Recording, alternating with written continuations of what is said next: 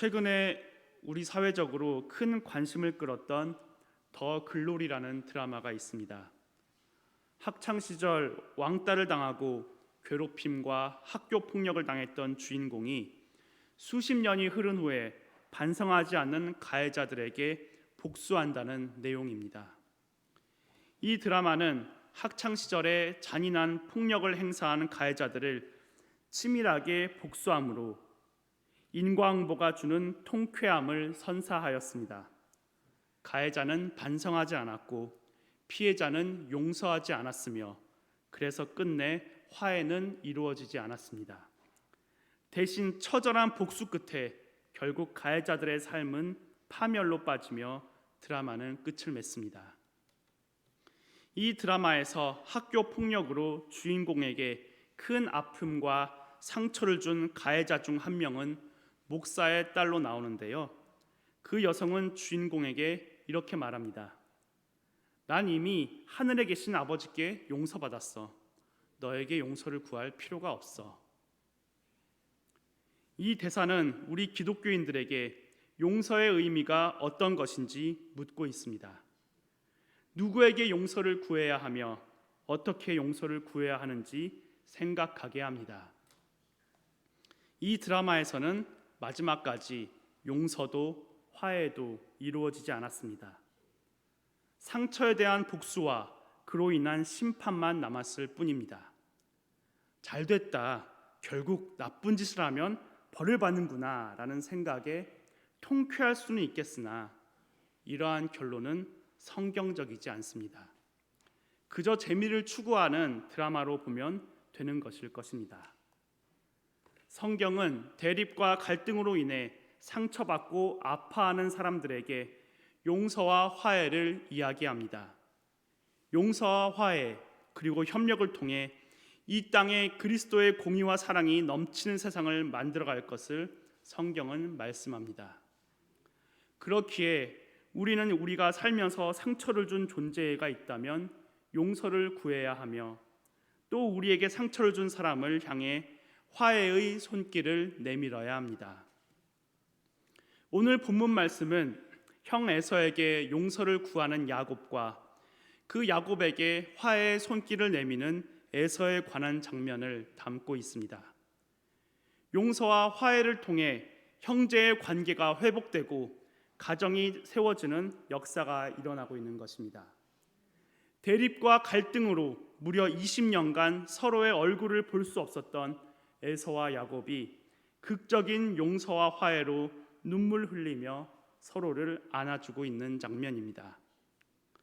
한 가지 흥미로운 것은 누가복음 15장 20절에서 집 나간 둘째 아들을 기다리던 아버지가 집으로 돌아오는 아들을 발견하고는 그가 아직도 먼 거리에 있는데 그를 보고 치근히 여겨서 달려가 목을 껴안고 입을 맞추었던 것처럼 오늘 본문 창세기 33장 4절에서도 에서가 야곱에게로 달려와서 야곱을 끌어안고 목을 껴안고 입을 맞추었다고 표현하고 있는 것입니다. 복받는 문제를 두고 서로 사이가 나빠졌던 야곱과 에서 형제가 20여 년이 지난 뒤에야 다시 만나 기쁨으로 얼싸안는 오늘 본문의 이야기를 읽으면 우리 마음이 흐뭇해짐을 억누를 수 없습니다. 아울러 이 말씀은 우리에게도 여러 가지 면에서 중요한 교훈이 됨을 깨달을 수 있습니다. 우리에게도 이러한 용서와 화해가 필요하기 때문입니다. 그러나 용서와 화해 역시 성경적인 방법으로 이루어져야 합니다. 용서는 피해자가 자발적으로 할 수 있도록 피해자가 받아들일 수 있는 방식으로 용서를 구해야 하며 화해 역시 피해자에게 화해할 것을 강요하지 않는 방식으로 이루어져야 진정한 화해가 이루어질 수 있는 것이기 때문입니다. 그래서 이 시간에는 진심 어린 용서를 구하는 세 가지 조건과 또한 진정성 있는 화해가 이루어지기 위한 세 가지 조건에 대해 나누고자 합니다. 진심 어린 용서를 구하기 위한 첫 번째 조건은 하나님께 매달리고 잘못을 회개하여 하나님께서 주시는 은혜와 복을 구해야 한다는 것입니다. 야곱은 형 에서에게 용서를 구하기 하루 전날 밤에 야복 나루에서 하나님을 만납니다. 그냥 만난 것이 아니라 하나님을 붙잡고 매달리고 늘어집니다. 밤이 새도록 하나님과 씨름합니다. 우리에게도 이런 매달림이 필요합니다. 하나님과 영적 씨름을 하는 듯한 치열한 몸부림이 있어야 합니다. 피해자에게 큰 아픔과 상처를 준 것이 있다면 이에 대해 하나님께 잘못을 고백하며 처절한 반성과 회개의 몸부림이 있어야 합니다. 하나님께 매달려 하나님의 도우심을 처절하고 필사적으로 간구해야 합니다. 그런데 여기서 한 가지 의문이 들 수 있습니다. 잘못은 사람에게 있는데 왜 하나님께 회개하고 간구해야 하는 것일까요? 그것은 사람의 마음을 어루만지시고 용서하는 마음을 주시는 것 또한 하나님이시기 때문입니다. 하나님의 은혜가 임할 때만이 하나님의 마음으로 용서가 이루어질 수 있는 것입니다. 그렇기에 우리는 타인에게 용서를 구하기에 앞서 하나님께 회개하고 간곡히 매달려야 합니다. 하나님을 붙잡고 놓지 않는 야곱에게 하나님께서는 그 이름을 물어보셨습니다. 왜 야곱에게 이름을 물으셨을까요? 하나님께서는 야곱에게 그의 삶을 성찰하고 반성하며 되돌아볼 기회를 주고 싶으셨던 것입니다. 야곱은 다른 사람의 감정이나 상처에는 상관하지 않고 오직 자신의 목표를 위해 살아왔습니다. 그런데 하나님께서는 자기 꾀로 목표를 쟁취하며 살아온 야곱의 인생을 하나님이 베풀어 주시는 은혜로 살아가는 인생으로 바꿔주셨습니다. 오직 하나님을 의지하며 그분이 주시는 능력으로 사는 것이야말로 하나님께서 기대하시는 삶입니다. 내가 상처를 준 사람이 있다면 그 사람의 마음을 하나님께서 어루만져 주시길 기도하며 사는 삶이 하나님께서 기대하시는 삶입니다. 상대방에게 용서를 구하기 위한 두 번째 조건은 그 상대방에게 마음을 다해 진심으로 사과하는 것입니다. 본문 3절 말씀을 보면 야곱은 에서 앞으로 나와서 몸을 7번 땅에 굽히며 형인 에서에게 가까이 갑니다. 그는 마지막까지 형의 마음을 풀기 위해 마치 왕 앞으로 나가는 신하와 같은 모습으로 다가갔습니다. 이는 최대한 예우를 갖추는 동시에 지난날의 잘못을 뉘우치는 참회를 나타냅니다.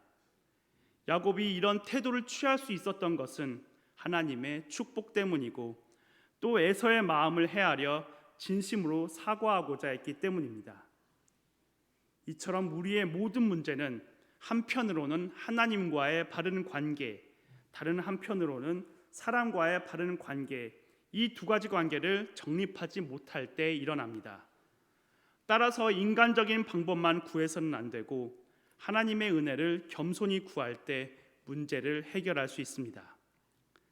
야곱은 어떻게 자기의 잘못을 겸손히 사죄하며 에서를 높이는 그런 겸손한 사람으로 변했을까요?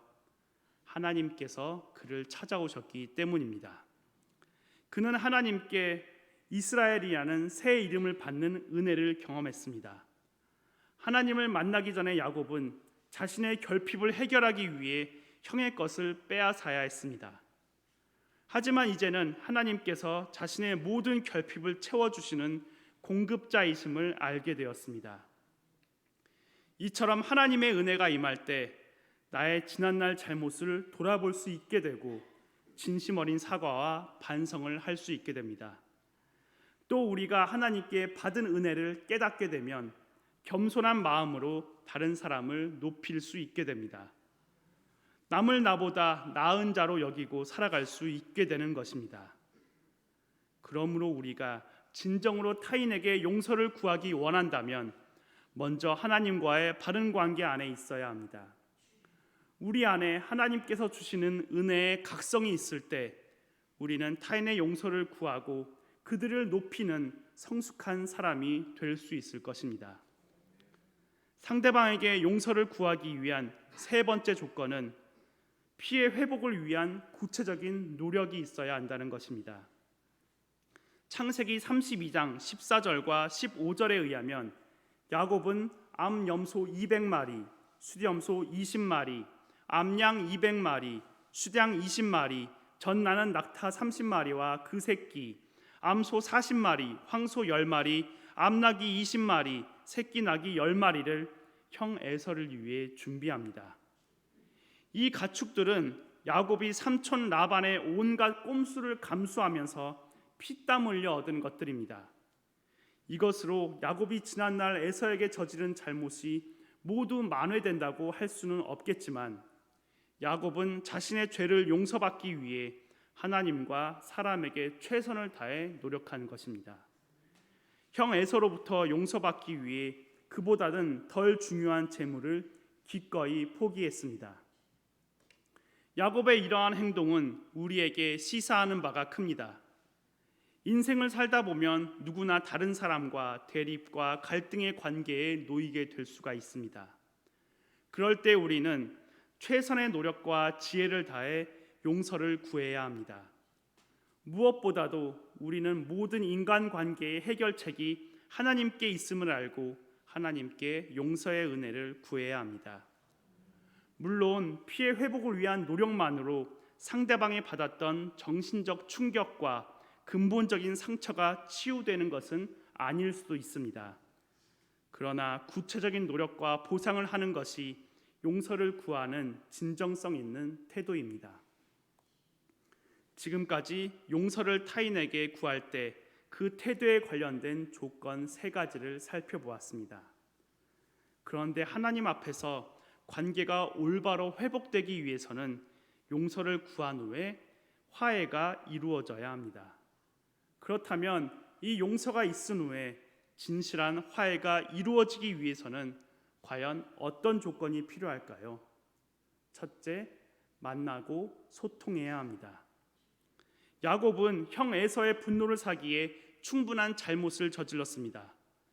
형 에서가 배고픈 처지를 이용하여 팥죽 한 그릇으로 형의 장자권을 가져갔고 아버지를 속여 형에게 임할 축복을 빼앗았습니다. 야곱은 이와 같은 자기의 잘못을 알고 있었고 또 형이 보복할 수도 있었기에 형 에서와 만나는 것을 두려워할 수밖에 없었습니다. 그러나 야곱은 하나님께 기도한 후 용기를 내어 형 에서를 만나기 위한 걸음을 걸어갑니다. 생명을 건 걸음이었습니다. 야곱이 용기를 내어 걸음을 옮기자 진정한 화해가 이루어집니다. 야곱이 에서를 향해 가까이 가서 엎드려 절하자 에서는 달려와서 그를 끌어안았습니다. 그리고 야곱에게 입을 맞추며 눈물로 재회의 정을 나누었습니다. 만약 야곱이 에서를 두려워하여 끝내 발걸음을 에서에게로 향하지 않았더라면 형제 간의 화해는 이루어질 수 없었을 것입니다. 야곱은 이런 극적인 결말을 확신할 수 없는 상태에서 에서에게로 발걸음을 향했습니다. 그가 용기를 내서 에서를 만나기로 하자 하나님께서 에서의 마음을 주관하셔서 증오와 갈등을 화해로 바꿔주셨습니다. 자기 자신의 마음대로 하지 못하는 우리가 다른 사람의 마음을 어떻게 바꾸겠습니까? 하나님만이 우리의 마음을 그리고 상대방의 마음을 선으로 바꾸실 수 있습니다. 물론 설령 용기를 내어 상대방에게 다가갔다고 해도 안타깝게도 화해가 이루어지지 못할 수도 있습니다. 그러나 용기조차 내지 않으면 최소한의 진전도 이루어지지 않을 것입니다. 진실한 화해가 이루어지기 위해서는 둘째로 상대방을 하나님 뵙듯이 해야 합니다. 본문 10절에 따르면 야곱은 에서를 향해 형님의 얼굴을 배운즉 하나님의 얼굴을 본 것 같사오며 라는 극도의 존경을 표합니다. 야곱은 하나님의 얼굴을 마주보는 은혜를 체험했기에 형 에서의 얼굴을 그렇게 표현할 수 있었던 것입니다. 물론 우리가 그동안 싫어하고 미워하고 욕하고 헐뜯었던 사람을 하나님처럼 대한다는 것이 결코 쉽지 않음은 두말할 나위가 없습니다. 그러므로 이 일은 오로지 예수님의 마음을 가진 사람들만이 할 수 있습니다. 그리스도인들은 세상에서 부하거나 가난하거나 나는 모든 것을 다 가졌다라고 진정으로 말할 수 있는 사람들입니다. 모든 것의 주인이시며 모든 것을 공급해 주시는 하나님을 모시고 살기 때문입니다. 뿐만 아니라 하나님께서 주시는 모든 위로와 기쁨을 누리며 사는 사람들이기 때문이기도 합니다. 하나님을 모신 사람은 모든 것을 소유한 것과 같습니다. 그러나 모든 것을 다 가졌다고 해도 하나님을 잃으면 모든 것을 다 잃은 것과 같습니다. 나는 모든 것을 다 가졌다라는 야곱의 이 고백이 오늘 우리 모두의 고백이 될 수 있었으면 좋겠습니다. 진정한 화해가 이루어지기 위한 세 번째 조건은 상대방이 하나님께 은혜 받기를 간구해야 한다는 것입니다. 하나님께서 내게 은혜를 부어주실 것도 물론 우리가 간구해야겠지만 화해를 위해서는 나뿐만 아니라 상대방도 하나님의 크고 놀라운 은혜가 부어지기를 기도해야 합니다. 나에게 임한 은혜가 동일하게 상대방에게 임해야 진정한 화해가 이루어질 수 있기 때문입니다. 이는 에서의 태도를 보면 알 수 있습니다. 어떻게 에서는 야곱에게 가졌던 모든 복수심과 분노를 내려놓을 수 있었을까요? 아마도 그것은 에서가 하나님께서 주신 복을 통해 넉넉한 마음을 갖게 되었기 때문일 것입니다. 본문 9절에서 에서는 내게 있는 것이 족하니라고 표현하며 물질적으로 풍족한 상태임을 언급했습니다. 즉 하나님께서는 야곱에게 큰 은혜를 부어주신 것과 마찬가지로 에서에게도 축복해 주셨습니다. 그래서 에서는 야곱이 예물로 준비한 가축이 필요하지 않을 정도로 이미 재산이 넉넉한 상태였습니다. 이처럼 하나님의 은혜가 부어지면 서로의 잘못을 덮어주는 너그러움이 생깁니다. 하나님께서는 당신의 자녀인 우리 모두에게 갚을 길 없는 은혜를 부어주셨습니다. 우리는 값없이 용서받았고 날마다 신령한 복을 누리며 살아가고 있습니다. 그러므로 우리는 서로의 허물을 덮어주고 너그럽게 상대방을 대하며 화해하는 것이 마땅합니다. 사도 바울은 에베소서 4장 32절에서 서로를 불쌍히 여기며 하나님께서 그리스도 안에서 우리를 용서하신 것 같이 서로를 용서해야 한다고 권면한 바 있습니다. 이같이 우리가 서로 용서하고 화해할 때 우리와 함께 하시는 하나님의 은혜를 더욱 드러내게 될 것입니다. 사람들은 누구나 다른 사람들과 바른 관계를 맺기 원합니다. 그러나 우리는 하나님처럼 온전하지 못하기에 다른 사람과 대립하고 때로는 갈등을 일으키기도 합니다. 그런 상황에서 우리가 진정으로 바른 관계를 맺기 위해 상대방과 화해하기를 원한다면 결국 근본적으로 하나님과의 바른 관계 안에 있어야 합니다. 우리 안에 하나님께서 주시는 은혜의 각성이 있을 때 우리는 타인과 진정으로 화해할 수 있고 그들을 높이는 성숙한 관계를 경험하게 될 것입니다. 이제 말씀을 정리하고자 합니다. 예수님께서는 하나님과 인간 사이의 용서와 화해를 이루기 위해 이 땅에 오셨습니다. 예수 그리스도를 주로 믿고 섬기는 우리는 먼저 하나님의 은혜 안에서 서로에게 은혜를 구하고 베풀므로써 다시 만나는 사람들이 되어야 하겠습니다. 아울러 서로 만나지 못한 사람들 혹은 서로 만날 수 없는 사람들, 서로 만나지 않으려는 사람들 사이에 서서 하나님의 은혜로 서로 만나게 하는 화해의 사명을 감당하시는 저와 여러분이 되었으면 합니다. 오늘 본문을 통해서 우리는 상대방에게 진심 어린 용서를 구하기 위한 세 가지 조건과 진정한 화해가 이루어지기 위한 세 가지 조건에 대해 나누었습니다. 상대방에게 진심 어린 용서를 구하기 위해서는 첫째, 하나님께 매달리고 잘못을 회개하여 하나님께서 주시는 은혜와 복을 구해야 합니다. 무엇보다 하나님의 은혜를 구하는 것이 모든 용서의 시작인 것입니다. 진정한 용서도 결국 하나님의 전적인 은혜로서만 가능합니다. 상대방에게 진심 어린 용서를 구하기 위한 둘째 조건으로는 그 상대방에게 마음을 다해 진심으로 사과해야 합니다. 그리고 셋째로 상대방이 입은 피해 회복을 위한 구체적인 노력이 있어야 합니다. 다음으로 진실한 화해가 이루어지기 위해서는 첫째, 서로 만나고 소통해야 합니다. 둘째로 상대방을 하나님 뵙듯이 해야 합니다. 마지막으로 상대방이 하나님께 은혜 받기를 간구해야 합니다. 이러한 요건들을 잘 기억하시고 늘 마음에 품으셔서 우리가 겪고 있는 대인관계의 문제와 인적 갈등이 있다면 이를 잘 해결하고 용서와 화해를 통해 하나님의 공의와 사랑을 실천하도록 서로 협력하는 성도님들이 되셨으면 좋겠습니다. 그리고 이 모든 것에 앞서서 진정한 용서와 화해를 주관하시는 분은 하나님뿐이심을 늘 기억하시고 하나님의 전적인 은혜를 구하는 저와 여러분이 되었으면 합니다. 기도하시겠습니다. 사랑이 많으신 하나님 아버지, 4월의 마지막 수요일 저녁에 저희를 이곳 관산교회로 불러주셔서 주님께 예배드리게 해주심에 진심으로 감사드립니다. 살면서 겪게 되는 대인관계의 갈등과 대립 속에서 진정한 용서와 화해를 도모하는 저희가 되게 하여 주시옵소서. 그리고 이 모든 것 위에 하나님의 전적인 은혜를 사모하는 삶을 살게 하여 주시옵소서. 모든 것을 주님께 맡기오며 살아계신 예수 그리스도의 이름으로 기도드립니다.